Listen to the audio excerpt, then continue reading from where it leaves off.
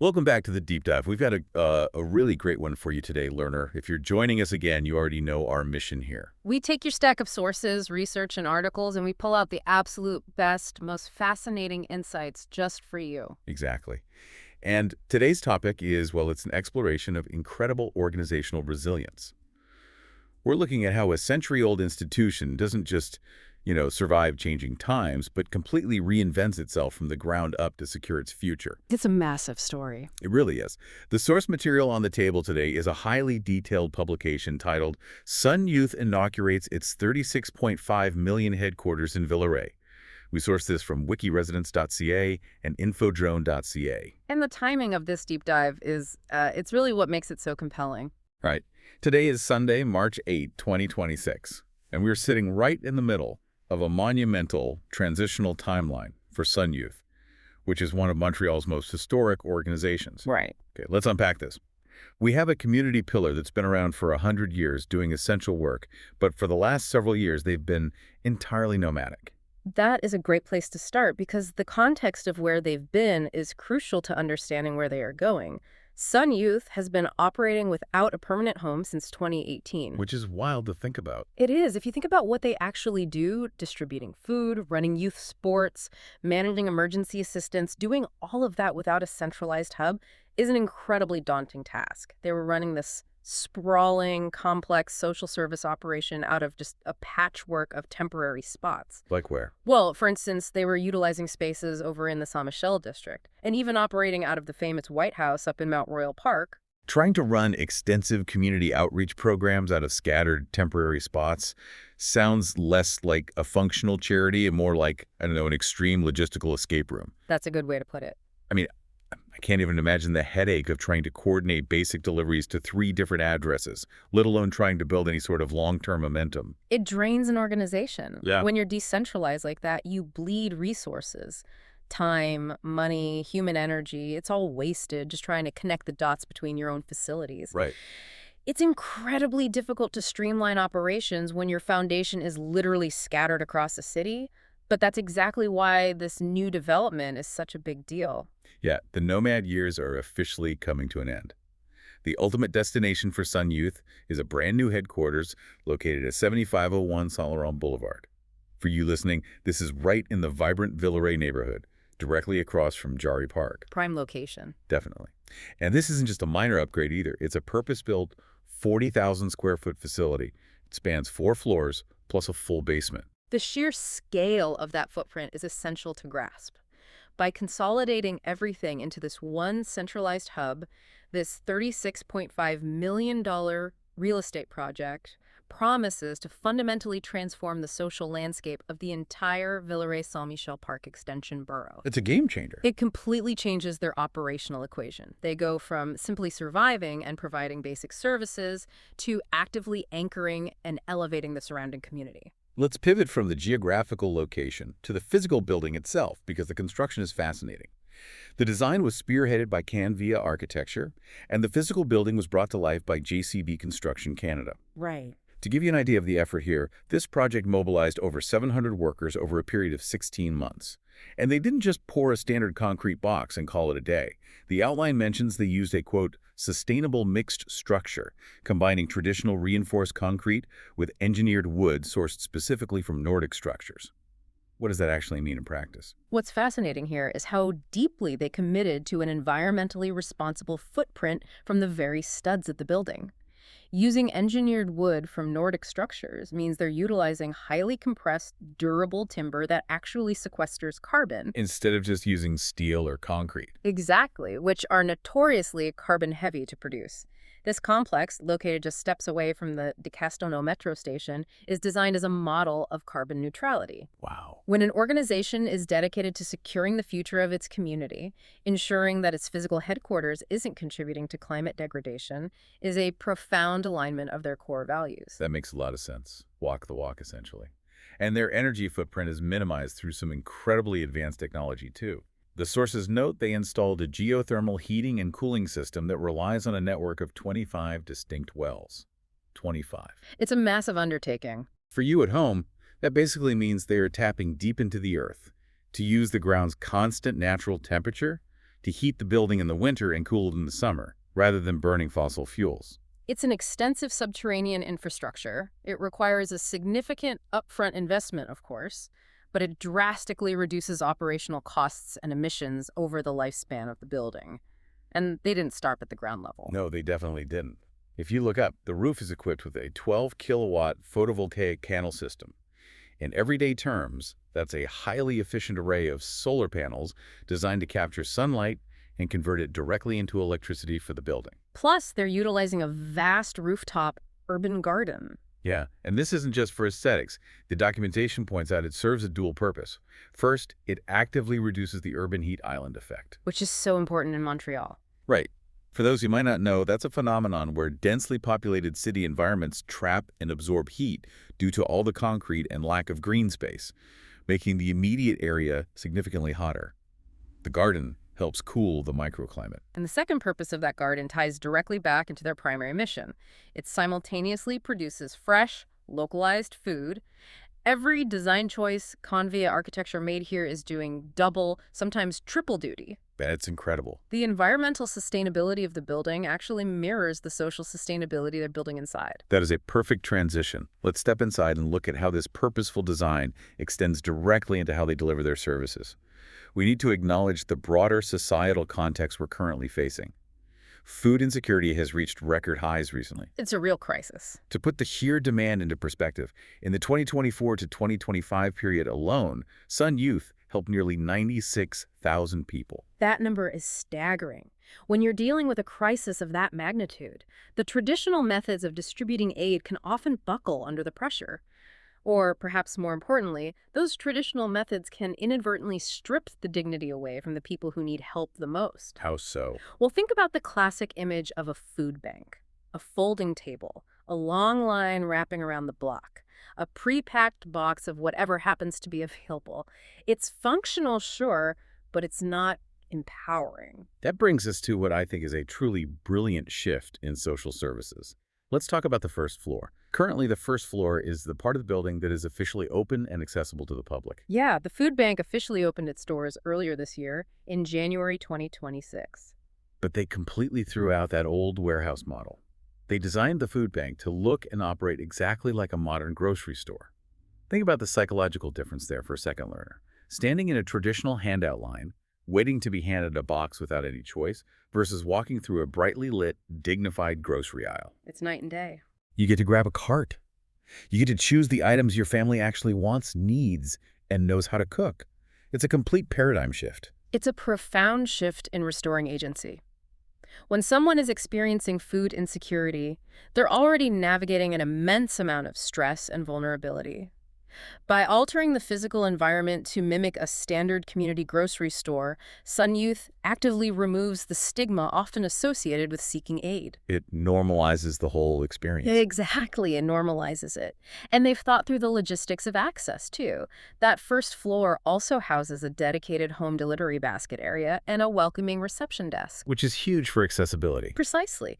That ensures the logistics of getting food to those who cannot physically visit the store, maybe due to mobility issues or tough work schedules, are handled with equal care and efficiency. And right there on that first floor is another incredible feature, a community kitchen. But this isn't just a kitchen for Sun Youth's internal staff to use. No, it's a hub for sector-wide collaboration. This kitchen was funded in partnership with Metro grocery stores and the food banks of Quebec. And I love the specific quote from Executive Director Madame Boulos-Winton on this. She explained that partner organizations like the Sans Roche organization, for example, which organizes collective kitchens with its own clientele, can actually come to the Sun Youth headquarters and use this community kitchen for absolutely free. That is such a generous utilization of space. It really is. Sun Youth is currently in the process of identifying 3 specific partner organizations to share this space regularly. Plus, the building features multiple meeting rooms that are made available to other nonprofits at a very low cost. They are literally building collaborative infrastructure for the whole sector. They're acting as a force multiplier for every other charity in the area. If you're a smaller nonprofit that can't afford a commercial kitchen or a downtown boardroom, Sun Youth just gave you access to state-of-the-art facilities. It lifts everybody up. And the food and community support is really just the ground floor, literally. As we mentioned at the top, we are sitting here in early March 2026. The upper floors are still being finalized, with a grand official inauguration scheduled for June 2026. Right. Those upper floors will feature another community kitchen, more meeting rooms, and an outdoor terrace next to a cafeteria. But a highly anticipated shift is happening in just a few weeks. On April 1st, the sports programs are finally moving into the new headquarters. This is a tremendous milestone for their day-to-day operations. Right now, because they haven't had the centralized space, those vital sports programs are still being held at external locations. Which has to be tough. Oh, absolutely.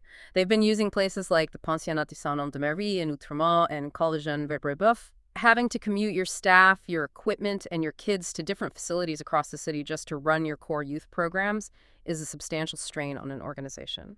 But on April 1st, they get to open the doors to the brand new CN Gymnasium. This state-of-the-art gym was made possible by a remarkable $750,000 donation from CN. It's specifically designed to host over 600 young athletes annually. Which is a huge capacity upgrade. And because they finally have this dedicated, high-quality facility in-house, Sun Youth is projecting a whopping 40% increase in youth registrations. That jump in registrations speaks volumes about the latent demand in the community. Absolutely. And they're offering a holistic suite of programs targeting youth aged 5 to 17. We're talking basketball, football, flag football, soccer, tennis, and hockey. But they pair that physical activity with intellectual and creative growth, supplementing the sports with art workshops and tutoring services. If we connect this to the bigger picture, you start to see the brilliance of the social ecosystem Sun Youth has engineered. Consider their day camps. They host about 70 youths per week. The cost is kept incredibly accessible, as low as $15 a week. Wow, $15. Yeah, but here's the critical data point. Half of those kids come from families who are actively using the food bank downstairs. Oh, wow. So you have a family coming in for nutritional support in a dignified grocery store setting on the first floor, and simultaneously, their children are upstairs being integrated into affordable, high-quality sports and educational camps. Exactly. It's a full family support system under one roof. Precisely. It addresses immediate needs while investing in long-term development. But even more impressive than that is the leadership pipeline they've cultivated. 65% of the volunteer coaches running these sports and camp programs are former program participants themselves. 65%. That's an astonishing retention rate. Yeah, it really is. That is the definition of a self-sustaining cycle of mentorship. You have kids who grew up being supported by Sun Youth, who then age into young adults and turn right back around to guide the next generation. It proves that the community investment isn't just a one-off charitable act. It's compounding interest in human capital. That's a great way to frame it. But speaking of investments, we have to talk about the financial engine behind all of this. A 40,000 square foot carbon-neutral building in Montreal doesn't just appear out of thin air. Earlier, the outline mentioned they had to acquire a $7.5 million piece of land to even start this project. Wait, the outline says they sold their own summer camp. They did. That sounds counterintuitive. Why would a youth organization sell a significant asset like a camp? It sounds shocking at first, but it requires a tremendous amount of strategic sacrifice and financial foresight. To secure the upfront capital for that $7.5 million land acquisition, the board made the difficult decision to liquidate their summer camp property. That must have been a tough call. It was a calculated trade-off. They recognized that while a summer camp is wonderful, a permanent, centralized, 365-day-a-year headquarters in the heart of the city serves vastly more people and anchors the organization's future. It was the crucial first domino that allowed the rest of the $36.5 million project to take shape. That makes total sense when you put it like that. You trade a seasonal asset for a permanent community fortress. And the rest of that $36.5 million financial breakdown is a lesson in public-private collaboration. It really is. Getting federal money, municipal backing, and fierce private competitors to all fund the same single building is incredibly rare in the nonprofit world. It shows that this isn't just being viewed as a charity project, it's being viewed as essential civic infrastructure. Right. From the federal government, there was a $10.7 million investment routed through the Green and Inclusive Community Buildings Program. That aligns perfectly with the carbon-neutral geothermal design we discussed earlier. Then there was a private fundraising campaign that was so successful it actually exceeded its initial goal, raising $15.9 million. And that campaign was co-chaired by Claude Mongeau, the former CEO of CN, and Lucy Riddell. Getting an ex-CEO of a major national railway to spearhead your fundraising certainly doesn't hurt. Not at all. And it wasn't just federal and private money. There was vital municipal support from the City of Montreal. They provided both financial contributions and crucial regulatory facilitation. Anyone who has ever tried to build a deck, let alone a 4-story commercial building, knows that having the city help you navigate zoning and permits is worth its weight in gold. Without a doubt. On top of that, they secured major backing from heavy-hitting foundational donors. The Molson, McConnell, J.A. DeSev, and Rossi foundations all stepped up to the plate. This broad coalition highlights a universal recognition of Sun Youth's value across every sector of society. It's universal buy-in. Exactly. And the impact of that money goes beyond the bricks and mortar. There are immediate economic benefits to a project of this scale in Villeray. The 16-month construction phase generated significant job creation. And upon completion, the new centralized hub allows Sun Youth to consolidate 45 full-time positions, creating real stability for its workforce. But the statistic that absolutely blew my mind, the ultimate return on investment for anyone who donated to this cause, is the administrative overhead. Because they're centralizing operations, moving out of all those scattered temporary locations where they were bleeding resources, Sun Youth is able to keep its administrative costs at a shockingly low 4%. That figure is almost unheard of in the modern nonprofit sector. Right. Keeping overhead at 4% means the organization is operating with incredible lean efficiency. For you, the listener, or anyone considering supporting such a cause, the translation of that metric is incredibly powerful.